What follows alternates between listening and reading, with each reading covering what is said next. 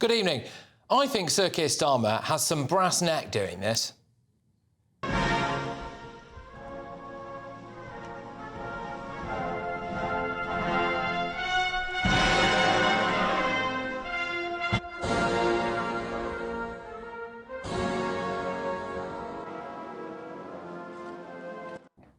It's his government that is now prosecuting some elderly veterans. They're dragging them through the courts, ruining their lives. It's his government that is housing illegal immigrants in military barracks. It's his government that has a veterans minister with no idea how many homeless veterans there are. Do you have an idea roughly how many veterans sleep rough on our streets each night as we approach Christmas, Minister? So those numbers are really hard to know. But what sort of number do you think we might be talking of here? So I think... but what do you think the number is, Minister? So we know with Op Fortitude that we see referrals in the tens every week. I don't think you know the figure, because I have asked you 3 times. So it's really important to understand how we can collect the data. It's 3,700, believed to be. And, yeah. Yeah. It is Sir Keir Starmer's government that can't rule out having former members of the IRA sitting on their legacy commission designed to get to the bottom of unexplained deaths during the Troubles. The commission that you're referring to, the panel, is going to be made up of victims and survivors, and veterans are going to be included on there. The question I'm asking is, should former members of the IRA be allowed to sit on that group? That is the suggestion. So we haven't got the makeup of that panel at all, and it's about victims and it's about survivors. I'm asking you, do you think that former members of the IRA ought to be allowed to sit on that group? I absolutely think it should be for victims and for survivors. It's ridiculous, isn't it? It is his Attorney General who represented Jerry Adams, who was being sued for damages by victims of 3 IRA bomb attacks. Angela Rayner, the former deputy leader of the Labour Party, can't even be bothered to spell Remembrance Day correctly on a social media post about it. Remarkable. It was a Labour council in Upton on the Wirral who wanted to cancel a Remembrance Sunday ceremony held every year since World War I over health and safety fears. Was going to be a disaster and has probably turned out to be the biggest parade I've seen here in 25 years. Thank you.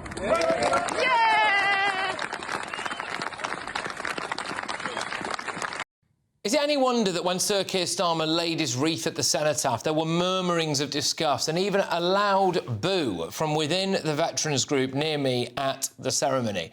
And by the way, just look at how the associate editor of the left-wing independent newspaper reacted to my social media post about that. Boos? Well, it was their side that lost after all. So when I asked him if he was calling veterans Nazis, he said, "Oh, no, of course not. I assumed it may have come from others."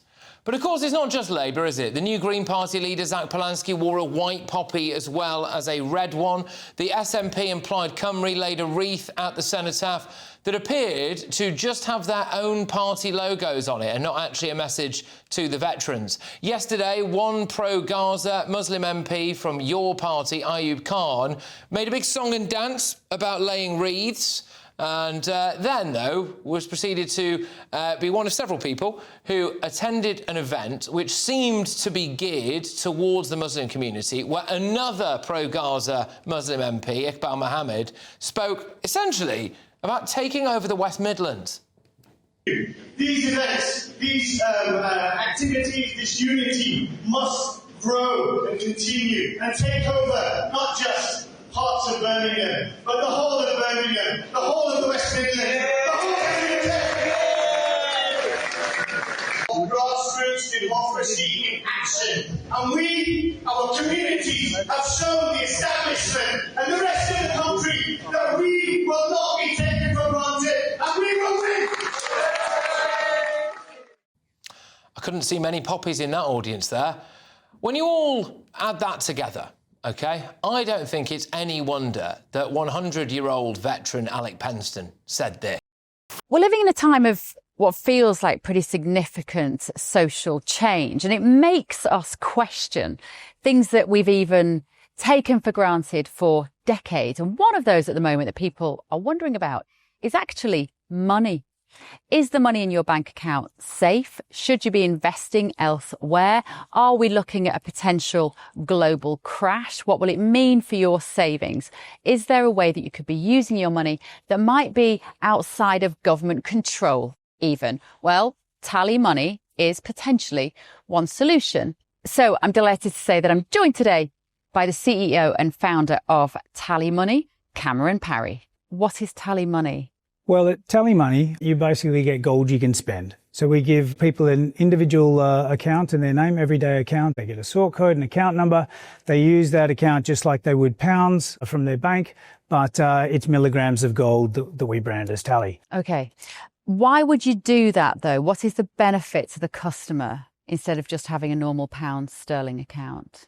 Gold's performance against the pound is above 11% per annum over the last 25 years on average. But we still need money in our daily lives, and we have savings. We know that it's good common sense and prudent to save up for things, not just living credit. You know, whether it's a holiday or a rainy day, your retirement planning, you need to have money in your life, basically, that you can rely on, that's dependable, that nobody meddles with, that nobody can weaponise against you, which is another element of government control when it's the government currency, which we could talk about another time. And it should be pretty simple and straightforward, and that's what we deliver at Tally. And really, we just want people to feel safe and happy with their money. There was a time when the bigger your bank balance, the more confident you felt. Now it's like, I need to do something with it. I can't leave it there. In Tally, you can. Okay, brilliant. Cameron Parry from TallyMoney, thank you so much. Thank you, Bev.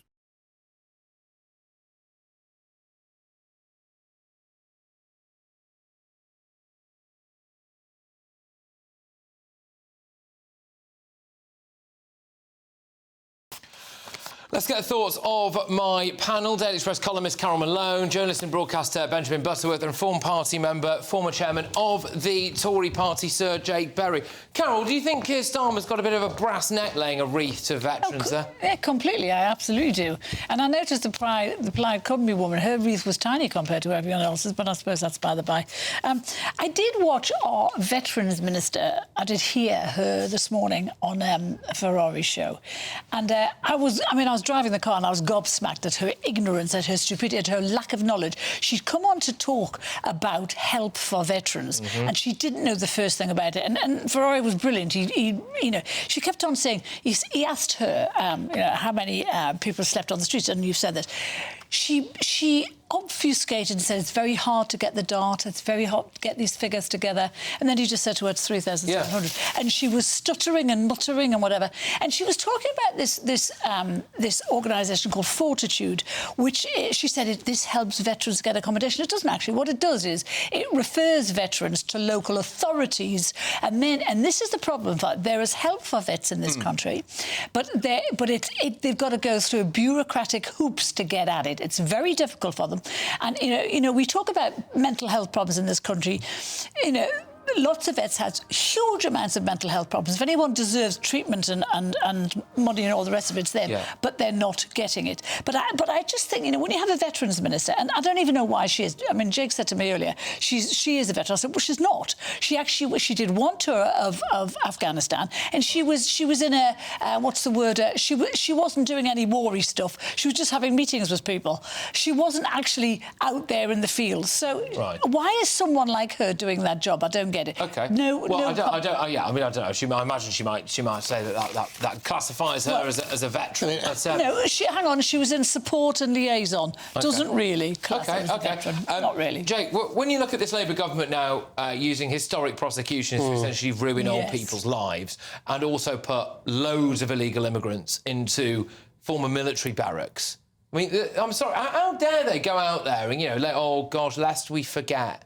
Well, look, this thing about historic prosecutions is something we should really focus on, actually. So, a long time ago when I was at law school, one of the things we were told is that laws cannot be retrospective. It's one of the first things you learn, actually, when you're training to be a lawyer. What we're seeing with these historic prosecutions is laws brought in the late 1990s, in fact, the Human Rights Act, being prosecuted back to the 1960s. So these soldiers are being prosecuted under laws that didn't even exist when the alleged crime, whatever it may be, is said to have taken place. That is fundamentally wrong. It's a breach of rule of law in this country.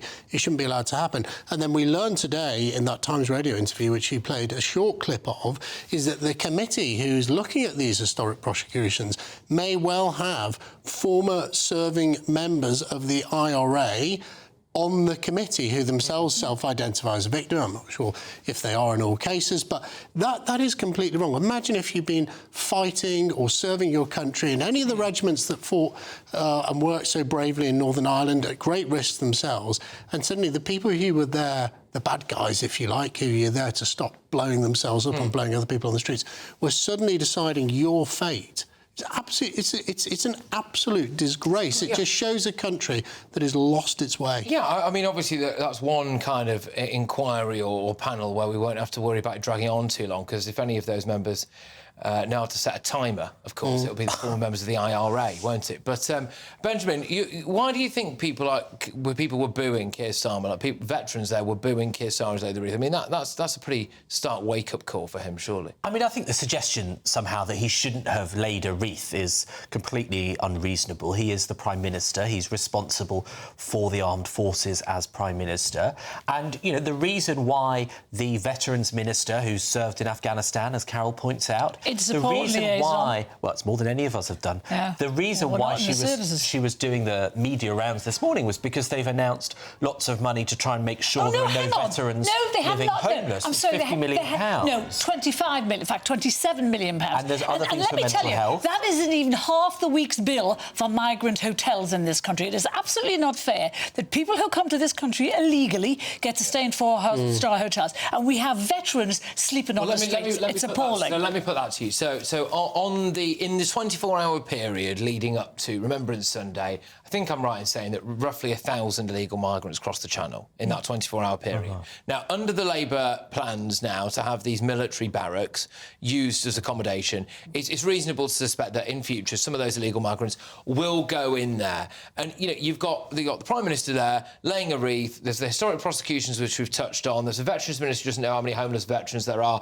And then there's the barracks that are going to be used now to house, let's be honest with you, like young lads from places like Afghanistan, as opposed to some of our veterans. I think that sticks in the craw a bit. But let's be clear, these barracks, I think most of the suggestions are in Scotland, and they are empty at the moment. Exactly, but why? So it's not as though they're being taken off veterans. That's not the case. And the truth is that for years, for decades, we have clearly failed the people that have put their lives on the line. We should not face a competition between someone that's fled a war and someone that's fought in a war. I support both. I don't think it's quite right to say that, because what you could do is you've got, I think in 4 days, 2,100 people arrived before the weekend. So, very broad maths, in 8 days, if you didn't put those migrants who are entering our country illegally into hotels, I actually think they should go in barracks, by the way, and put them in barracks and tents in the north of Scotland. You could reach out and get every single homeless veteran and put them in... Benjamin, let me finish. We can't. Put them in a four-star hotel. We should be putting our veterans in four-star hotels, thanking them for their service, and putting migrants in tents. Why didn't you? Migrants in tents. Well, actually... during COVID. The Tories did much Well, I was going to say it did happen during COVID. On the streets during the COVID. Tories we did made much a choice. better. There were lots of vets on the radio and on telly today saying that when the Tories were in power, especially David Cameron, they were very good with the services, very good. But, you know, it's a pity that the vet minister today hadn't been asked about how many vets have killed themselves, because in the last 8 to 10 years, more than 300 have. Where's the help for those people? You know, a lot of these people have PTSD, they have mental problems. They come away, they're injured. They've got nothing to do with their lives. They don't know what they're going to do. They can't adjust to civilian life. Where's the help for that? I think it's a problem with the left more generally, though. You've got exact white poppy Polanski, the SNP and Plaid Cymru, you know, having their logo on that wreath that was at the cenotaph. Everyone else's wreath seems to just have the black centre to the poppy that we've got here, and most of us will have on our poppies. Why were they doing that? Was there no message to the veterans there? Everyone else seemed to have a message, you know, that was written on it, and they didn't seem to as well. I don't know. I just saw the collection of people that were laying the wreath there, and I just thought, really? So I think the challenge, if you're Keir Starmer, you think you're representing Britain or looking after the armed forces by turning up maybe 2 days a year and leg a poppy at the cenotaph. It's the other 363 days a year that I want our government to go out, find those veterans who are homeless, deal with the mental health issues so we don't see so many people taking their own lives. And if they do put more money into that, I applaud them for it. But they need a year-round commitment. I applaud them for that. I applaud them for that. But they are doing, and also they're introducing a training scheme in the NHS so that doctors and nurses can better spot the problem. But don't you think that we're piggybacking on the Remembrance Day service yesterday to act by announcing that today? Well, they're doing it when people are listening. All right, we've got to go. All right, OK.